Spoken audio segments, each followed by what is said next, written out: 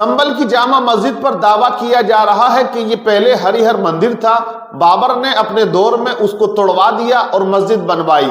अब क्या इसमें सच्चाई है, कितनी हकीकत है, कुछ तारीख के पन्नों को उलटकर हम देखेंगे और आप तक कुछ जानकारी पहुंचाने की कोशिश की जाएगी। क्योंकि ये मामला जो है वो अदालत में चल रहा है, अदालत ने उस मुकदमे को एक्सेप्ट किया, उसी दिन जांच के आदेश दिए।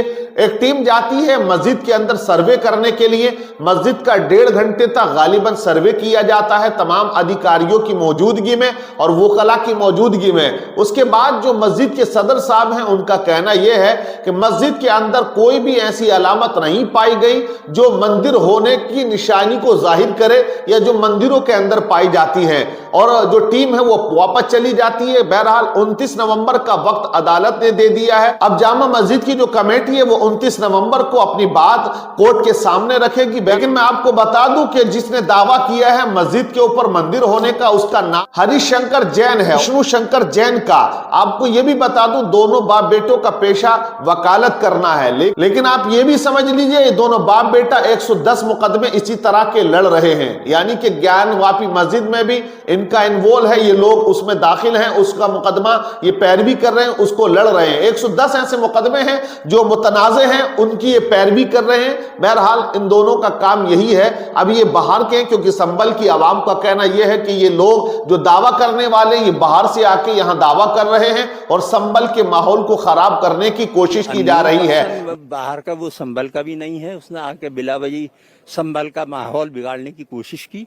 इसमें हमेशा से नमाज होती आई है, सिर्फ नमाज, पूजा कभी नहीं। जो कोई ऐसी बात कर रहा है वो गलत बात कर रहा है। बहरहाल मैं आपको बता देता हूं संभल की तारीख जो मैंने पढ़ी है उसके बारे में क्या आता है।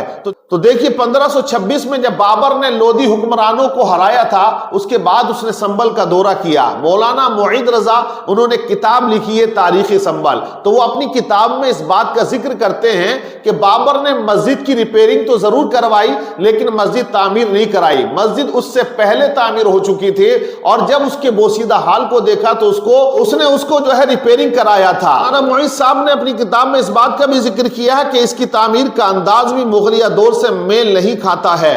अब उसके बाद आप देखिए 500 साल से यहां पर नमाज हो रही है, किसी वक्त कोई नमाज यहां कज़ा नहीं है, लोग नमाज पढ़ते आए हैं। आज भी इस मस्जिद के अंदर नमाज हुई है और नमाज होती है। ये जुमे की नमाज में बड़ी तादाद में लोग वहां नमाज पढ़ने के लिए पहुंचे। प्रशासन सतर्क था और पुलिस का पहरा बहुत जबरदस्त लगा हुआ था। मस्जिद के 2 दरवाजों को बंद कर दिया है, एक दरवाजे में आने जाने का सिलसिला लोगों का जारी और सारी है। लेकिन यह भी आपको बता दूं जो मेन दरवाजा उसके सामने बड़ी तादाद हिंदुओं की बताई जाती है, आसपास में मुस्लिम कम्युनिटी के लोग बसे हुए हैं, बड़ी तादाद में वहां मुसलमान पाए जाते हैं। लेकिन एक चीज और आप देख लीजिएगा कि जब से बाबरी मस्जिद का मामला फाइनल हुआ है और वहां पर राम मंदिर बना बाबरी मस्जिद की जगह पर, और कोर्ट ने जो फैसला दिया, सुप्रीम कोर्ट ने, मुसलमानों ने उसको एक्सेप्ट किया, उसको माना और कहा कि चलिए ये कोर्ट का फैसला है, अब इसके आगे किसी की नहीं चलेगी। लेकिन उसके बाद आप देखें जितनी भी शाही मस्जिदें हैं बड़े बड़े शहर की, वो चाहे बाराबंकी हो या मथुरा की हो या उसके बाद आप देखें बनारस में ज्ञानवापी हो, जहां पर भी है तमाम वो मामले उठाए जा रहे हैं। जहां जहां मस्जिद है वहां वहां मंदिर होने के दावे किए जा रहे हैं और इतिहास के पन्नों को उलट पलट कर लोगों को दिखाने की कोशिश की जा रही है। हालांकि जब हिंदुस्तान आजाद हुआ था तब एक बात कही गई थी कि जिसके पास जो धर्म स्थल है वो उसी का रहेगा, उसके साथ कोई छेड़छाड़ नहीं की जाएगी, उसको अदला बदला नहीं जाएगा। लेकिन उसके बावजूद भी आप देखिए किस तरह के माहौल यहां बनाए जा रहे हैं। अब ये संभल की जामा मस्जिद का मामला कोर्ट में है, 29 नवंबर को फिर सुनवाई होनी है।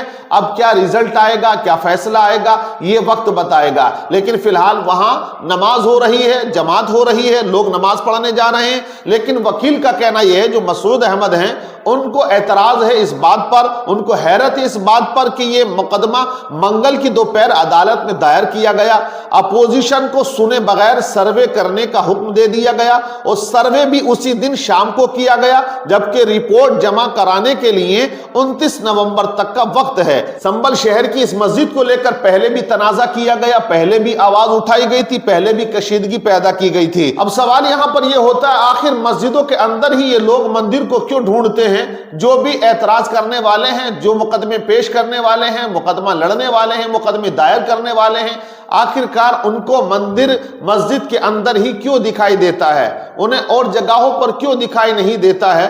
وہ جو ہے اس طرح کی باتیں کر کے ہندوستان کے ماحول کو خراب کرنے کی کوشش کرتے ہیں. اس طرح کے مقدمے عدالتوں میں پہنچا کر ایک ماحول خراب کرنے کی کوشش کی جاتی ہے. آپ دیکھیے ابھی چند دن پہلے ایک نے دعویٰ کیا تھا راجستھان کی کورٹ کے اندر, عدالت کے اندر, جو خواجہ غریب نواز رحمۃ اللہ علیہ کی درگاہ ہے وہاں پر پہلے مندر تھا, بعد میں اس کو درگاہ بنایا گیا. حالانکہ درگاہ اسے کہتے ہیں جہاں پر کوئی اللہ کا ولی دفن ہو, جہاں ان کے جسم اقدس کو وہاں دفن کیا گیا ہو. اور خواجہ غریب نواز کی تو ایک بڑی ہسٹری ہے, بڑی تاریخ ہے, اور ان کا ایک اتہاس ہے کہ ان کا مزار اقدس ہے, کیونکہ وہ وہاں پر وصال فرمائے تھے, اس دنیا کو خیر آباد کہے, اور وہ پورے جسم کے ساتھ میں وہاں پر دفن کیے گئے. آپ دیکھیے وہیں اجمیر شریف کے اندر جسے 2.5 دن کا جھوپڑا کہتے ہیں اس کو بھی مندر ہونے کا دعویٰ کیا گیا. تو آخرکار یہ چل کیا رہا ہے؟ آپ سمجھ لیجئے جب سے رام مندر کا معاملہ آیا ہے نکل کے اور بابری مسجد کی جگہ مندر کو بنایا گیا,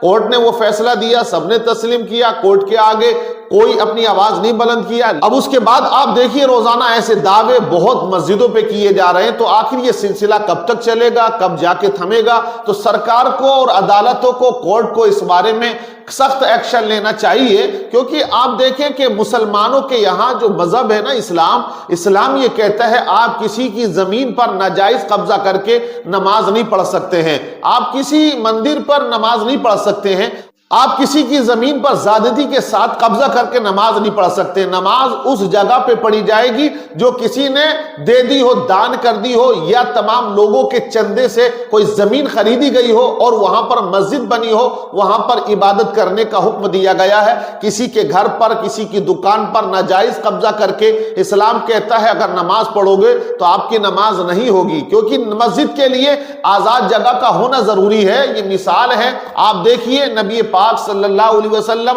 جب مدینہ المنورہ پہنچے مکہ سے ہجرت کر کے, اور آپ نے جب پہلی مسجد بنائی جسے مسجد نبوی کہا جاتا ہے, اور اس کی اینٹ رکھی اور غارہ تیار کیا گیا, اور اس کے بعد تعمیری سلسلہ شروع ہوا تھا, تو وہ جگہ 2 یتیموں کی تھی. حضور پاک صلی اللہ علیہ وسلم کی بارگاہ میں بات کو رکھا گیا, یہ 2 یتیموں کی جگہ ہے, کیا یہاں مسجد بنائیں؟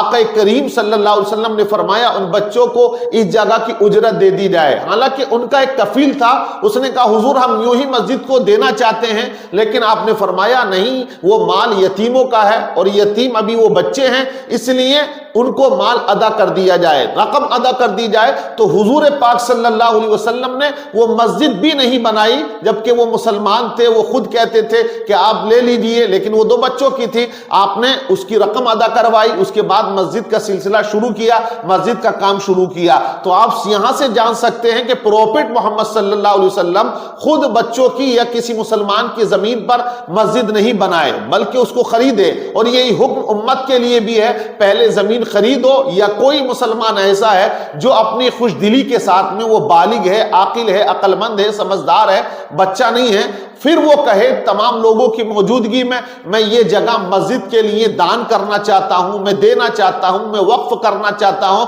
تو اسی جگہ پر مسلمان مسجد بناتے ہیں, اس کے علاوہ مسلمان مسجد نہیں بناتے ہیں. اور یہ سلسلہ پہلے سے چلتا آ رہا ہے. اب یہ جو ہے دعوے کیے جا رہے ہیں, تو یہ تو آپ سمجھ سکتے ہیں یہ سارا جو معاملہ ہے یہ راجنیتک معاملہ ہے, کیونکہ ہندوستان کا ماحول جو ہے اس سے گرم رہتا ہے, لوگ جو ہے وہ ادھر ایکٹیو رہتے ہیں کہ معاملہ کیا چل رہا ہے, کیونکہ لوگوں کو ووٹ بینک کی راجنیتی کرنا ہے, اور ان کے پاس کوئی مدعا نہیں ہے, صرف مندر مسجد اور مندر, اس کو لے کر ہی وہ اپنی راجنیتی کی جو روٹیاں ہیں وہ سیک رہے ہیں, اور وہ اسی طرح سے لوگوں کا ووٹ حاصل کرنے کی کوشش کر رہے ہیں, اور کسی طرح وہ اس میں کامیاب بھی ہیں. حالانکہ ہندوستان کا وکاس ہو یا نہ ہو, یا ملک کہاں جا رہا ہے, کتنا قرضہ ملک پہ ہو گیا ہے, نوجوانوں کو نوکریاں مل رہی ہیں نہیں مل رہی, بچے پڑھ رہے ہیں یا نہیں پڑھ رہے ہیں, کچھ لوگوں کو اس سے کوئی غرض نہیں ہے, صرف ان کو اپنی راجنیتی روٹیاں سیکنا ہے. بہرحال آپ لوگوں کی کیا رائے ضرور پیش کیجئے گا, اور دوسروں تک یہ باتیں ضرور پہنچائیے.